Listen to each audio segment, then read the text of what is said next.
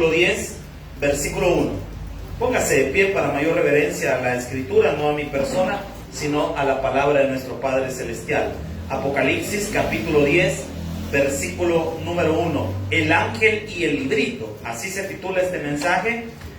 Por si usted le pone nombre a cada una de las predicaciones que escucha, esta se titula El ángel y el librito.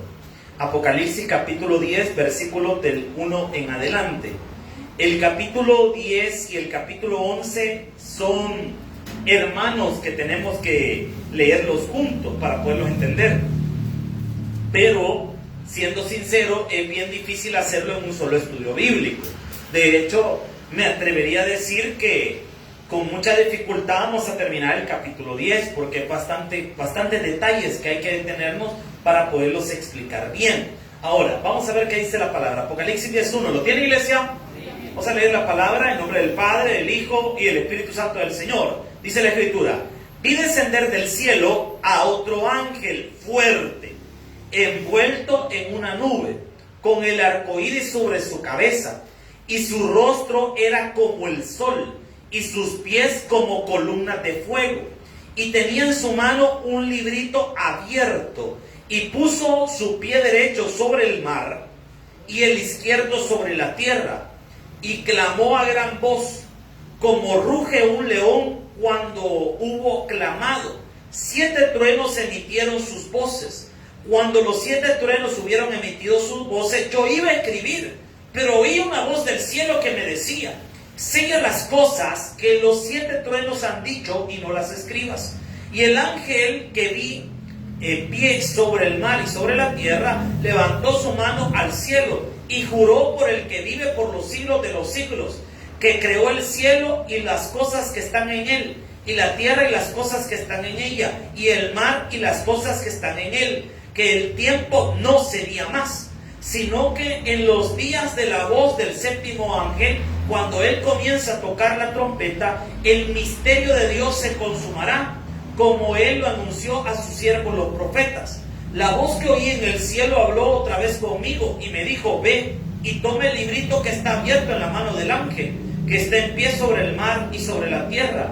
Y oí al ángel diciéndome que me diese el librito. Y él me dijo: toma y cómelo, y te amargará el vientre, pero en tu boca será dulce como la miel. Versículo 10. Entonces tomé el librito de la mano del ángel y lo comí, y era dulce en mi boca como la miel, pero cuando lo hube comido, amargó mi vientre. Y él me dijo: es necesario que profetices otra vez sobre muchos pueblos, naciones, lenguas y... Buen Dios y Padre que estás en los cielos, permítenos aprender tu palabra. Gracias te damos por este privilegio. Te pido que seas tú el maestro en esta noche, que podamos aprender lo que tú tienes para nosotros hoy. Ayúdanos, Padre, en el nombre poderoso de Jesús. Amén y amén. Puede tomar su asiento. Bien, el libro de Apocalipsis nos ha mostrado diversas manifestaciones y señales. Hay que ubicarnos en el panorama escatológico exactamente por dónde vamos. El evento que nosotros estamos esperando, que le dé apertura a todos los eventos en el Apocalipsis, ¿cómo se llama? El rapto de la iglesia. En griego, parusia. ¿Y qué es la parusia? Es arrebatar algo de la mano. Es quitar algo de manera brusca. Entonces, lo que la iglesia está esperando es que la iglesia sea raptada, llevada por el Señor. Entonces, el evento que nosotros estamos esperando es el rapto de la iglesia.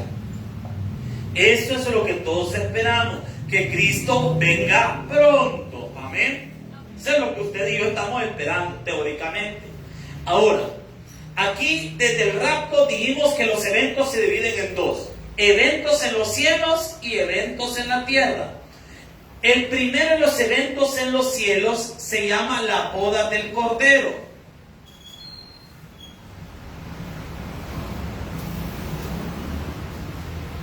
El segundo de los eventos en los cielos, es el tribunal de Cristo. Perdón, yo me equivoqué aquí. Córrelo ahí que yo me equivoqué. tribunal de Cristo. El segundo son las bodas del Cordero.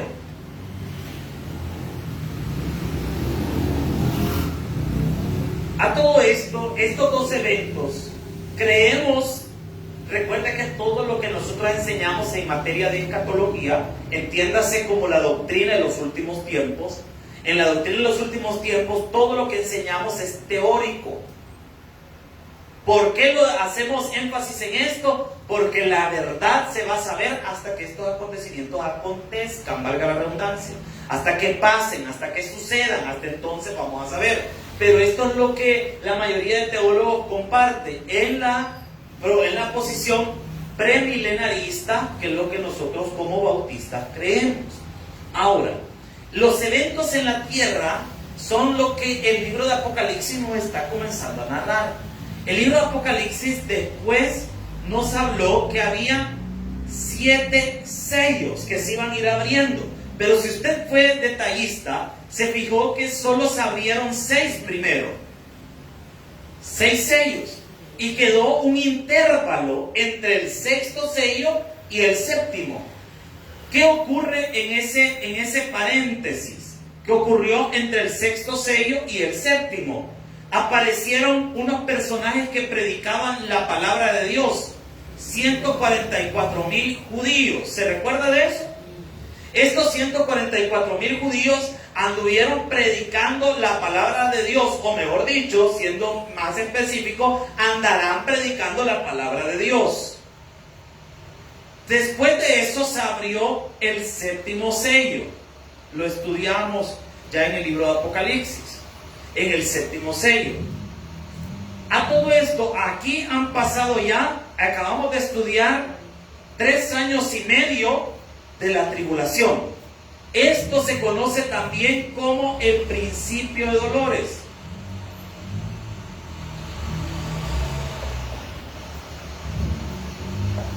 O tribulación. Aquí empezamos nosotros a ver que había el 7º sello nos abrió 7 trompetas. ¿Se recuerda que lo vimos? Va, pero aquí hay un detalle interesante.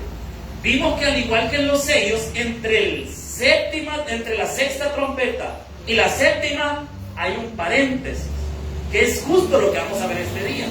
Vimos 6 trompetas ya, que estamos justo a la mitad de la tribulación, entrando casi a la gran tribulación, y justo aquí en medio tenemos un paréntesis otra vez, donde aparece primero el ángel fuerte, y van a aparecer otros personajes por otros 2 personajes conocidos como los 2 testigos. Esto que estamos viendo acá es capítulo 10 y capítulo 11 del libro de Apocalipsis. ¿Me está siguiendo ahorita la iglesia? Aquí es donde vamos nosotros ahorita en nuestra narración. En el capítulo 10 vemos que aparece otro ángel, dice la palabra de Dios. La pregunta del millón sería, ¿quién es ese otro ángel? ¿Por qué? Porque la palabra dice lo siguiente: vi descender del cielo otro ángel. No sé si les mandé la captura del otro ángel, la palabra en griego. No la mandé. Se la voy a explicar. La palabra en griego para otro, aquí lo tengo, yo le tomo una captura. La palabra en griego para otro es la palabra alos, que quiere decir de otra manera, es decir, diferente, o de otra parte, o de otra forma. Este ángel es diferente a los ángeles que tenían las trompetas en la mano, porque nos dice que este ángel tiene unas características diferentes. Vea lo que dice el versículo 1. Enlistemos estas características. Primero dice: vi descender del cielo otro ángel. ¿Cuál es la primera característica que le da? Fuerte. O sea que se ve que está bien maiciado. Se ve bien matón, bien fuerte. Usted solo al ver a una persona, usted puede distinguir si es una persona fuerte o si es una persona débil. Ve a su vecino, ¿qué talla le ve? Aguado, hermano, ¿verdad? Usted lo puede distinguir.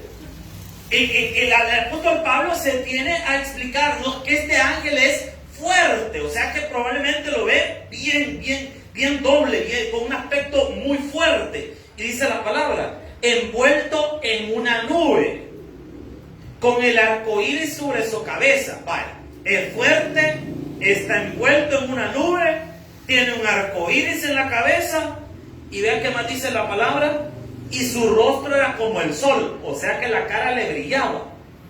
Y vean qué interesante, su rostro era como el sol y sus pies como columnas de fuego. Vaya, aquí traigo una ilustración de cómo podría verse más o menos ese ángel.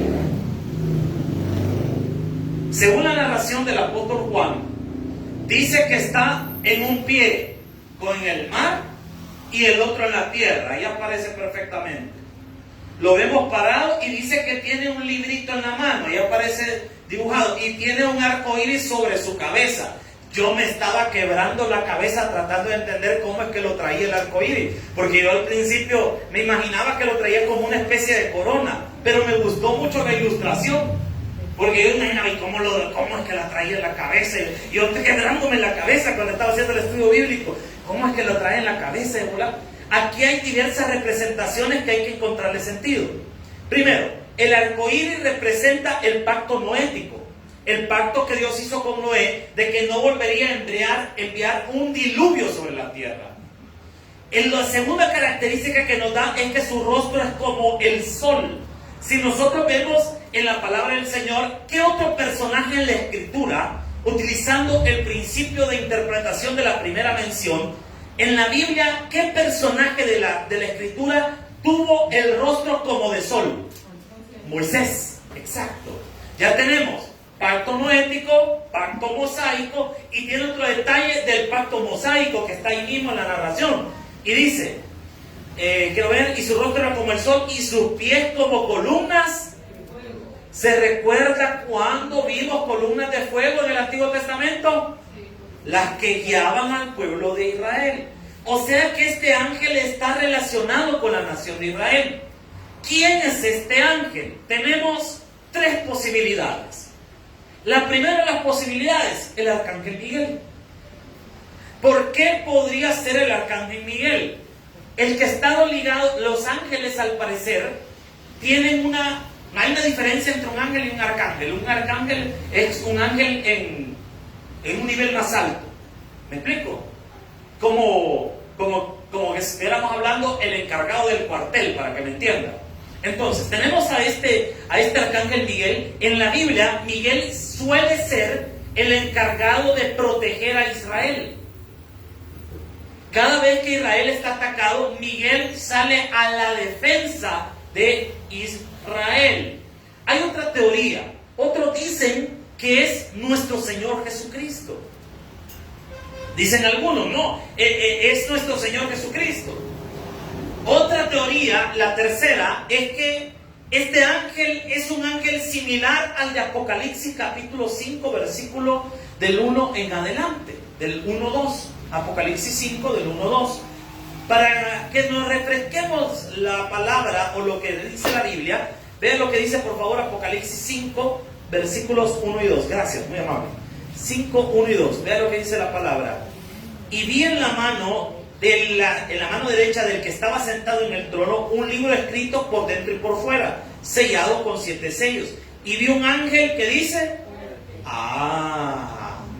que pregonaba a gran voz, ¿quién es digno de abrir el libro y desatar los sellos? Ok, tratemos de identificar quién es este ángel realmente.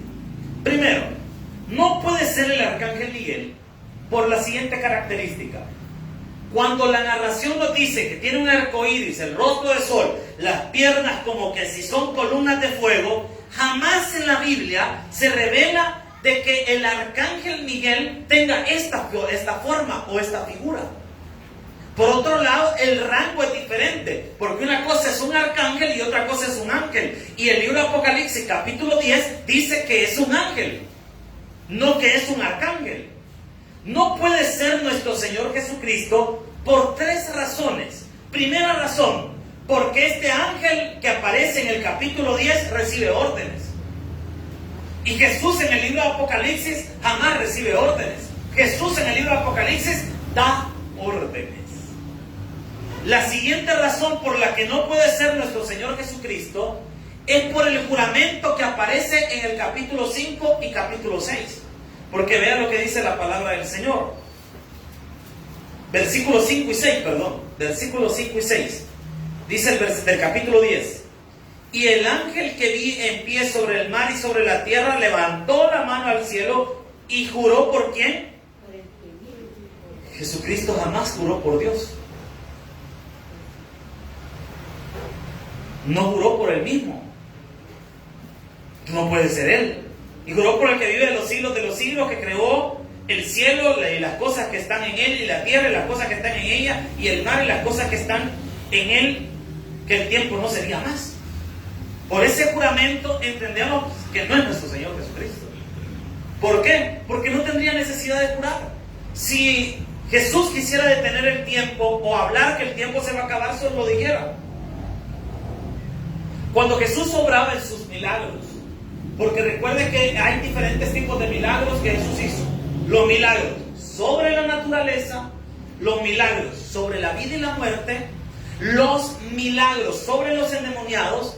Jesús jamás dijo, demonio, sal en el nombre del que vive por los siglos de los siglos. ¿Verdad que no? ¿Cómo decía Jesús? Sal fuera. Y se acabó. Y los demonios obedecían y salían. Cuando Jesús calmó la tempestad, dijo, tempestad, cálmate por el que vive de los siglos de los siglos. ¿Cómo dijo Jesús? Mar, enmudece. ¿Y qué pasó con el mar? Se enmudeció. Cuando Jesús sanaba a las personas, no decía, sánate, sánese, ¿verdad? En el nombre del que vive por los siglos de los siglos, ¿verdad que no? Solo le decía, levántate y anda. O haz esto o aquello. Pero jamás juró. Entonces vemos que este ser espiritual tiene que jurar en el versículo 5 y 6. El tercer motivo por el que no es Jesucristo este ser espiritual es que Juan no lo adora. Si usted ve en el capítulo 1 del libro de Apocalipsis, cuando Jesús se manifiesta a Juan en la cueva allá en la isla de Patmos, Juan inmediatamente lo comienza a adorar. Pero aquí está frente a este ángel y no lo adora. Entonces no estamos hablando de nuestro Señor Jesucristo. Entonces, ¿con qué opción nos quedamos? Con la opción de que es un ángel similar al de Apocalipsis capítulo 5 versículo 2. Amén. Ahora, vea lo que dice la palabra. Versículo número 2 del capítulo 10. ¿Está aprendiendo, iglesia? Vea lo que dice el versículo 2. Y tenía en la mano un librito abierto. Que tengas ahí. La palabra librito viene de la palabra griega, escríbala, biblaridión. Se lo voy a escribir. Voy a borrar esto. No sé si ya anotó esto, si no, ahí lo copia en la transmisión. Ahí lo copia o le...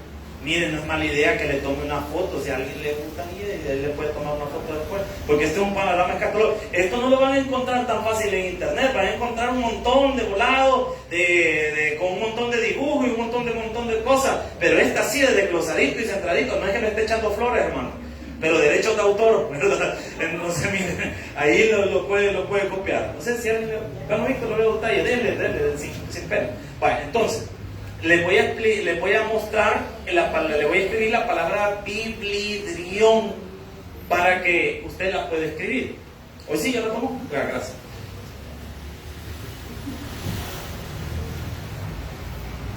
Es que usted, miren, estas clases, así como yo se las doy, no se las da nadie, hermano. Pero que no me eche flores yo solo, ¿verdad? Porque usted ni gracias me dice, ¿no? Vale, la palabra griega que aparece ahí por librito es la palabra biblaridión. Bibliaridión, que es el diminutivo de biblión. ¿Y qué es eso? Cuando uno oye la palabra biblión, se imagina una gran Biblia, ¿verdad?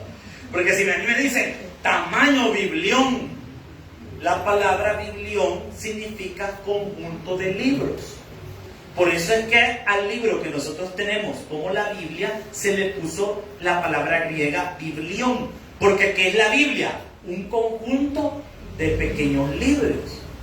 La palabra, el diminutivo de biblión en el griego es bibliaridión, que quiere decir pequeño libro. ¿Me explico?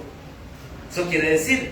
Entonces, aquí vemos que esa es la palabra utilizada en este versículo. Dice: en su mano un librito abierto, y puso su pie sobre el mar y el izquierdo sobre la tierra.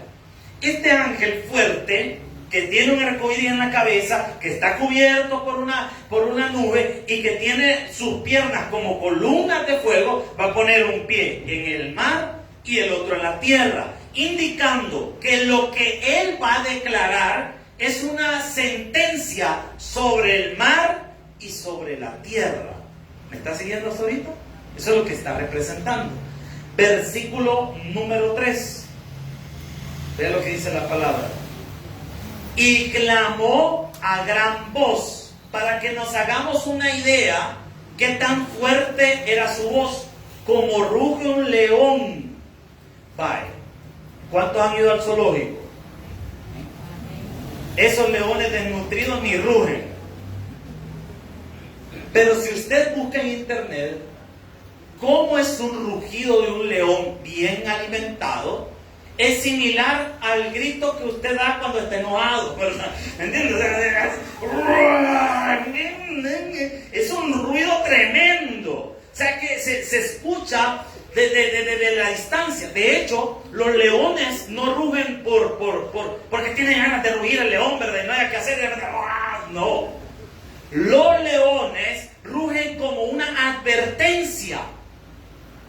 Cuando un león macho se está acercando, porque miren, la que caza, hasta en la naturaleza se ve eso, miren, la que caza es la leona, no sé si usted sabía.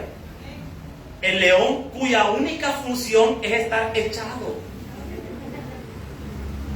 Así que cualquier parecido no es coincidencia, es así. Entonces, el león está echado, bien tranquilo, haciendo cosas de león, es decir, dormir, ¿verdad?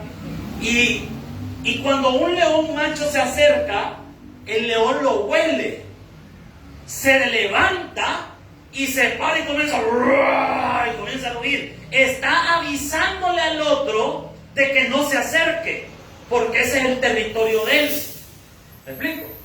Este ángel, cuando el Señor usa la figura de un león que está rugiendo, es que está avisando de que algo va a ocurrir. Amén. Ahora, vean lo que dice la palabra. Como ruge un león. Y cuando hubo clamado, 7 truenos emitieron sus voces. Tenemos aquí a un ángel fuerte que tiene una nube que lo está cubriendo y tiene 2 piernas como que son torres de fuego, que está dando una sentencia, tiene un libro en la mano. Ojo, la sentencia que está el ángel diciendo no es lo que está escrito en el libro, si usted le pone atención, porque el librito solo nos dijeron que lo tenía en la mano. Él comenzó a hablar y su rugido dice que este ángel emitió 7 truenos.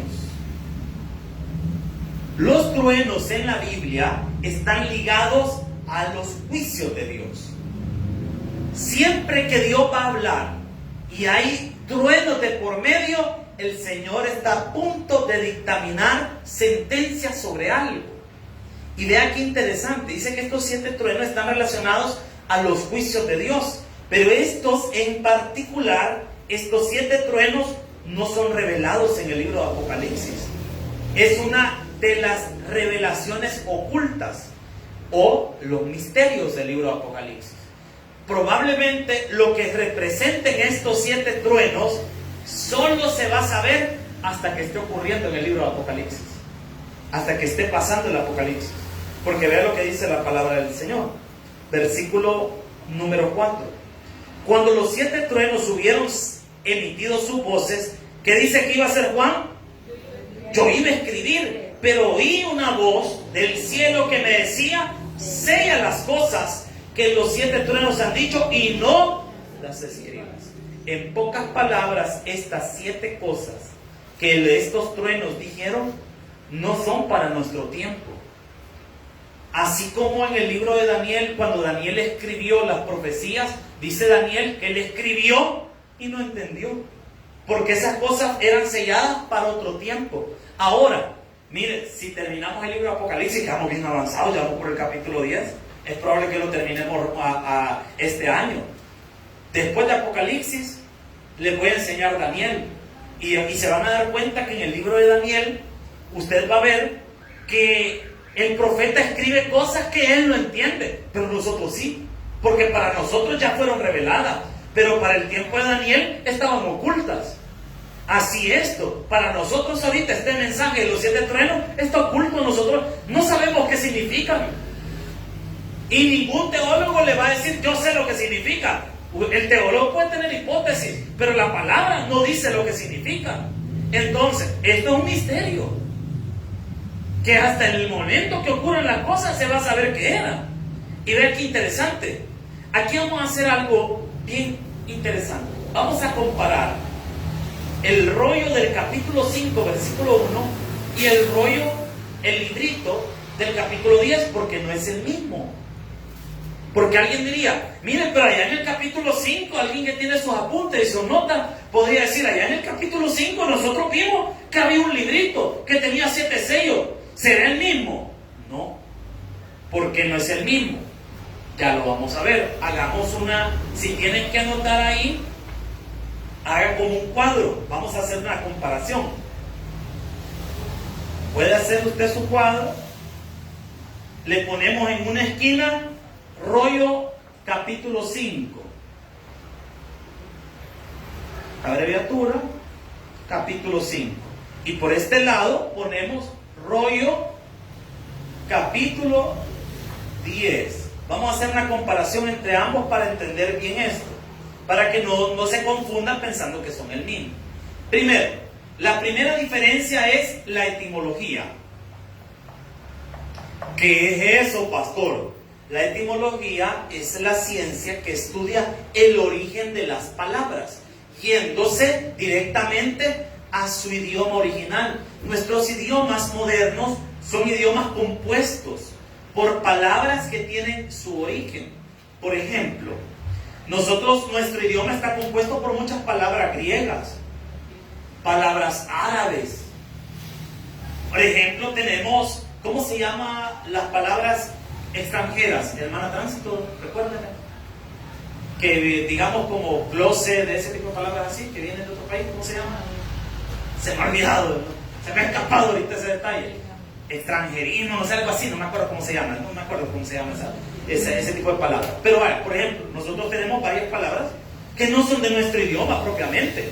Por ejemplo, la palabra boulevard. Eso no es de nuestro país, originaria o bueno, miren, nuestro país como que fuéramos españoles, ¿verdad? Pero eso no es de nuestra madre patria, ¿vale? ¿Verdad? No es de España. Boulevard no es de España. Closet. Utilizamos palabras mezcladas entre inglés y español. Por ejemplo, nosotros decimos: denme una cora de yuca. ¿Y qué es eso de cora? Los gringos le llaman a esa moneda de una forma, pero no se llama cora. Yo no me voy a fingir aquí diciéndole el nombre en inglés porque no lo voy a poder pronunciar, hermano. Pero no es lo mismo. O sea, nuestros idiomas están compuestos por una serie de palabras que no son de nuestro origen. Entonces, hay una ciencia que se encarga de rastrear el origen de esas palabras. Y a esa ciencia se le llama etimología. ¿Me está siguiendo? Entonces, cuando hablamos y alguien dice la etimología de la palabra, ¿de qué nos está hablando? Del origen, de la raíz.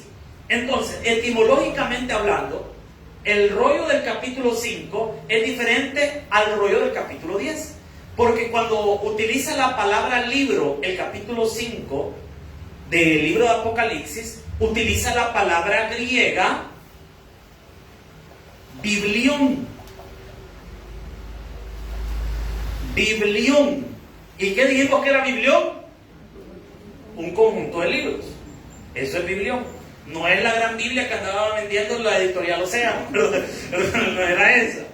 Vaya.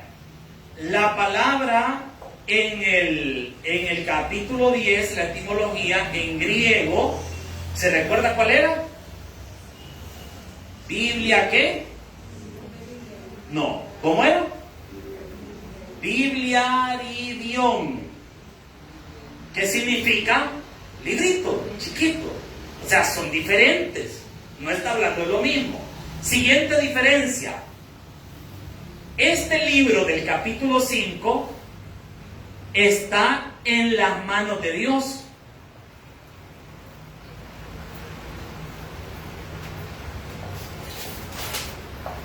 El del capítulo 10 está en las manos de ¿quién? De un ángel. Vea la diferencia. El del capítulo 5 está cerrado con 7 sellos. Mientras que este está abierto. Vea qué interesante. Vea qué interesante esto. Ahora, lo siguiente que tenemos que tener presente, versículo 4. Me espero que tenga este cuadro comparativo para que tenga bien clara la idea de esto, ¿verdad? Recuerde que usted viene a un estudio bíblico ¿a qué viene? A aprender de Dios. Versículo 4. Cuando los 7 truenos hubieron emitido sus voces, yo iba a escribir, pero oí una voz del cielo que me decía: sella estas cosas que los 7 truenos han dicho y no las escribas. Versículo número 5. Cuando los 7 truenos hubieron emitido las voces, estoy mal. Versículo 5. Y el ángel que vi en pie sobre el mar y sobre la tierra levantó su mano al cielo. Deténgase ahí. Vale, aquí vemos algo. ¿Por qué Juan no lo escribió? Número 1, porque es un juicio que debe ser revelado hasta el periodo del Apocalipsis. Número 2, porque es un ultimátum para la humanidad, una advertencia que está pronto a ocurrir, las 7 copas de la ira de Dios. Y hermano, todas las plagas que acabamos de ver son chiquitas a la par de lo que viene y de lo que vamos a leer más adelante, de la destrucción. ¿Por qué? Porque mire cómo es Dios de paciente. Desde que Caín mató a Abel, imagínense desde cuándo le estoy hablando, desde el Génesis, el Señor se ha contenido su ira, se ha aguantado, y a veces la ha soltado un poquito, pero se detiene. Imagínense que en el libro de Génesis nos cuenta que inundó toda la tierra. Dice la palabra de Dios que las fuentes de los abismos fueron abiertas. Porque antes, si usted no lo sabía, había un solo continente. Y debajo de ese continente había una placa de agua. Y dice la Biblia también que las cataratas de los cielos fueron abiertas. La mayoría de las personas que conocen de esta cuestión del agua y de la lluvia y todo esto, dicen que si hubiera llovido por 40 días y por 40 noches de escala global, en las partes más altas del planeta, se le hubiera llegado al talón de la gente. Pero hay otro detalle que la palabra de Dios nos dice. La palabra de Dios nos dice en el libro de Génesis que fueron abiertas. Digamos, mira que voy a dibujar la tierra. Mira qué bonito me quedó la tierra. Pero una mujer bailando. Dice la Biblia que las cataratas de los cielos fueron abiertas. ¿Qué dicen los teólogos? Que había una especie de atmósfera de agua que cubría la tierra. Y esto tiene sentido, pues. Y esto explicaría por qué la gente vivía tanto. Porque lo que a usted y a mí nos está matando, aparte de toda la comida chatarra que comemos, son los rayos del sol. Nos envejecen. Pero ¿qué pasaría si hubiera una atmósfera que nos cuidara de los rayos del sol? Podríamos volvernos más longevos. Y es justo lo que pasó en el libro de Génesis. ¿Cuánto vivía la gente en el libro de Génesis? 900, 600, 700 años. Se imaginen, en la Biblia dice, en el año 600 de la vida de Noé. O sea que en términos del libro de Génesis, usted y yo estamos hipotes, hermano. Porque si la gente vivía 900 años y usted dice, yo apenas voy por los 60, no hombre. No hombre, si usted ahorita está empezando la vida. Pero, como dice la Biblia, que las cataratas de los cielos fueron abiertas, toda esta agua entró a la tierra. Vea qué interesante esta teoría. Y las cataratas de los abismos fueron abiertas y salió un montón de agua y se llenó todo. Ahí sí ya tiene sentido. Pero mire, en 40 días no baja el agua. Exacto, usted tiene toda la razón. No fueron 40 días, fueron casi 300 y algo de días. 40 días y 40 noches duró el diluvio. Pero que las aguas bajaran fue casi un año. O fue un año y un poquito más. Ahí está en el libro de Génesis. Ahí está, pastor. Sí, lo que pasa es que usted no lee la Biblia. Ahí está. Ahí está. Ahora, ¿cuántos han leído Génesis y no le habían prestado atención a esto? Bueno, ya ven, para que ponga atención y vea más. Ahora, es un ultimátum. ¿Por qué? El Señor por ocasiones ha dejado ir su ira un poco, pero se detiene. Se enojó en el libro de Génesis y inundó toda la tierra, pero salvó una familia y se detuvo. Y dijo que nunca lo iba a volver a hacer. Juzgó a las naciones. Han pasado catástrofes, sí, claro que sí, pero el Señor se ha detenido. Nunca ha dejado su ira. Es como cuando usted esté bien enojado con sus hijos. Usted los reprende, les aplica un castigo quizás físico, es decir, una serie de golpes, no estamos llegando al maltrato. Usted se detiene. Teóricamente, ¿verdad? Porque hay algunos que agarran con el hijo, quítame, venite para acá, que ahorita vengo estresado. Digo, ay, el pobre bicho, va bien otra vez, dele, mamá. Ya ni siente, pues ya perdió sensibilidad en la espalda el muchacho, ¿verdad? Pero, aquí viene el pero. Pero, en teoría, usted se detiene, no deja ir su ira. Se frena. El Señor ha hecho lo mismo, Él se ha detenido. Pero en el libro de Apocalipsis, en las copas de la ira, el Señor justo, bueno y perfecto va a dejar ir su ira completamente. Porque dice que el libro de Apocalipsis, que el cáliz de la ira de Dios será vertido puro, en esencia. O sea que imagínense todo lo que el Señor se ha guardado desde Génesis hasta ahorita, y ahí lo anda. Porque dice la Biblia que Jehová es lento para la ira y grande en misericordia. La ira de Dios, hay gente que le choca esto porque dice, pero es que Dios no puede enojarse. Es que definamos de dónde proviene la ira. La ira del hombre proviene de la injusticia del hombre, mientras que la ira de Dios proviene de su justicia. Amén. Es diferente el origen, por eso no es la misma. Ahora, en tercer lugar, el librito contiene una comisión profética para Juan. Y cuando lleguemos al versículo 11 voy a darle un poquito más de lo que dice allá. Vamos a leer del versículo 5 hasta el 7. Vea lo que dice la palabra del Señor.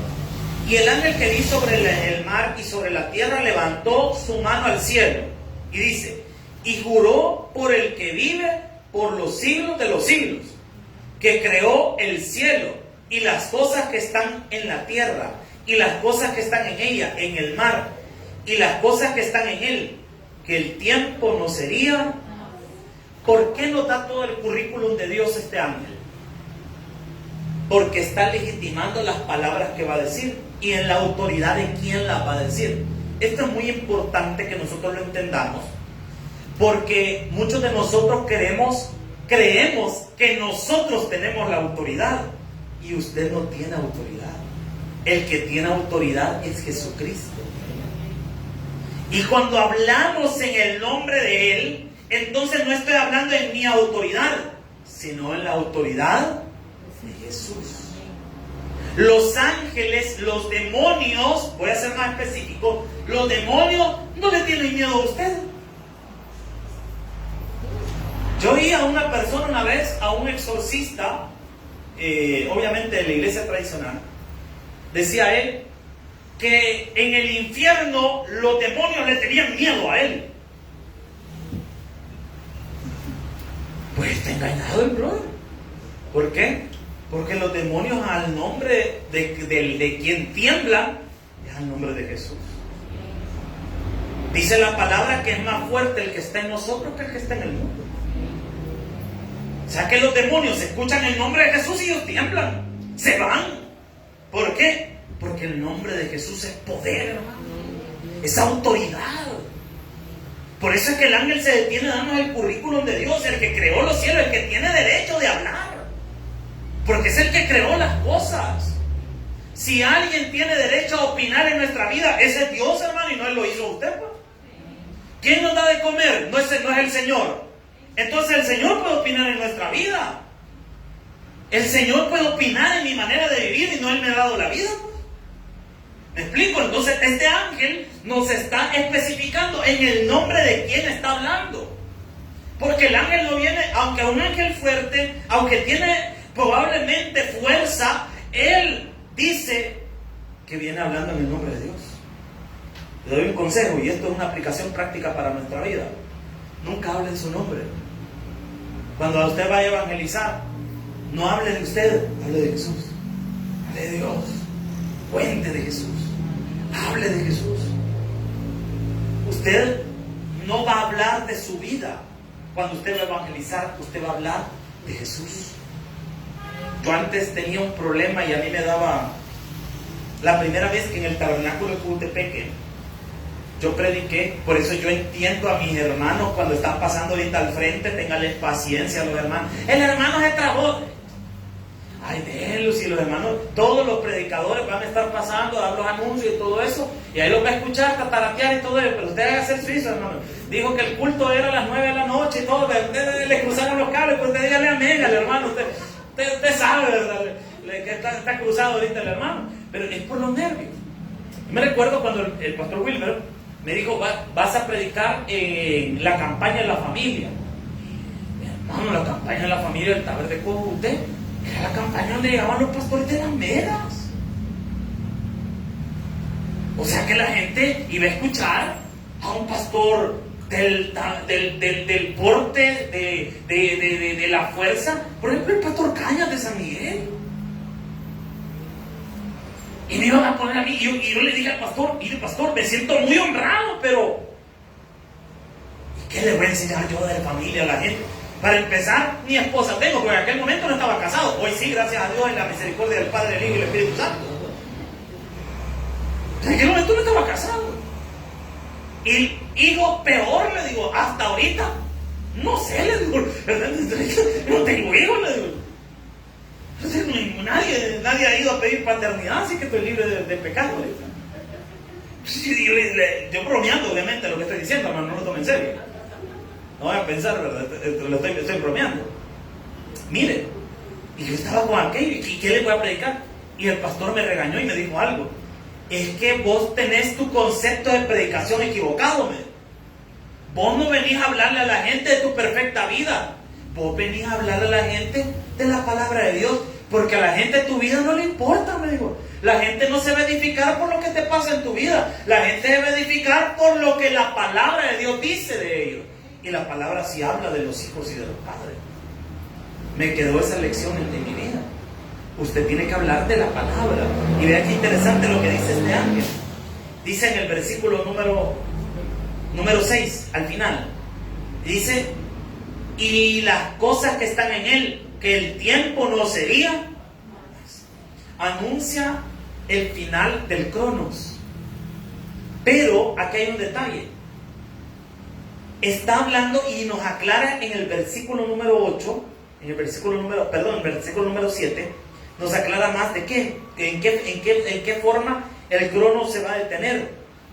Sino que en los días de la voz del séptimo ángel, cuando él comience a tocar la trompeta, el misterio de Dios que dice, se consumará. como Él anunció a sus siervos los profetas. En pocas palabras, que el juicio para la tierra ya no se va a dilatar más, sino que la esencia de la ira de Dios está a punto de caer sobre la tierra en forma de las 7 copas de la ira.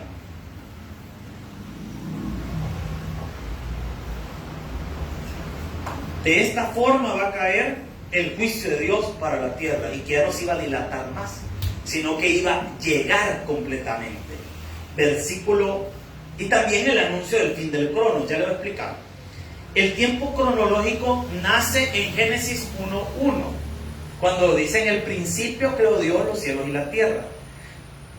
El Señor, para que aprendamos a medir el cronos, creó en el día 4 de la creación el sol, la luna y las estrellas. Y dice que el propósito del sol, la luna y las estrellas, y aquí le dejo un bomboncito para que se quede picado y venga el otro estudio bíblico. Si la luz fue creada en el día 1 y el sol fue creado hasta el día 4, ¿cuál era esa luz? Deténgase ahí a pensarlo, ¿verdad? Deténgase ahí a pensarlo. ¿Qué era esa luz? Se lo dejo de tarea. Investigue. Entonces, el sol fue creado hasta el día 4. Y el propósito del sol y la luna, la Biblia lo dice, para medir las estaciones, los años, los meses, en pocas palabras, para medir el tiempo cronológico. En el libro de Apocalipsis vamos a ver más adelante que el sol y la luna ya no existirán. En pocas palabras, el tiempo cronos deja de existir. Amén. Bueno, vea qué más dice la palabra. Versículos 8 al 11. Versículos 8 al 11. Vea lo que dice la palabra. Lástima que el tiempo ya se nos acabó, ni se siente. La voz que oí del cielo habló otra vez conmigo y dijo: ve y toma el librito que está abierto en la mano del ángel, que está en pie sobre el mar y sobre la tierra. Y fui al ángel diciéndole que me diese el librito. Yo me imagino a Juan: hey, señor ángel, usted, démelo, ¿verdad? Hey, pase ese libro, ¿verdad? No sé, algo así, ¿verdad? Si hubiera sido salvadoreño, ¿verdad? Pero bueno, versículo 9. Quiero ver, versículo 9, vamos. Y fui al ángel diciéndole que me diese el librito. Y él me dijo: toma y cómelo. Qué particular que le dijera que se lo comiera, porque otro personaje que se comió un libro fue Ezequiel. En el capítulo 3, versículos del 1 al 3, dice que se comió un libro. ¿Y cuál es el propósito o cuál es la figura de que los profetas se comieran un libro? Que ese mensaje es un mensaje que ellos tenían que dar. Y ese mensaje tiene 2 esferas. Dice que es amargo y dulce. ¿Por qué el mensaje de este libro es amargo? Porque ve lo que dice la palabra. Versículo 9 estamos, ¿verdad? Toma y cómelo, y te amargará el vientre, pero en tu boca será dulce como la miel. Versículo 10. Entonces tomé el libro de la mano del ángel y lo comí, y era dulce en mi boca como la miel, pero cuando lo hube comido, amargo en mi vientre. ¿Por qué? La amargura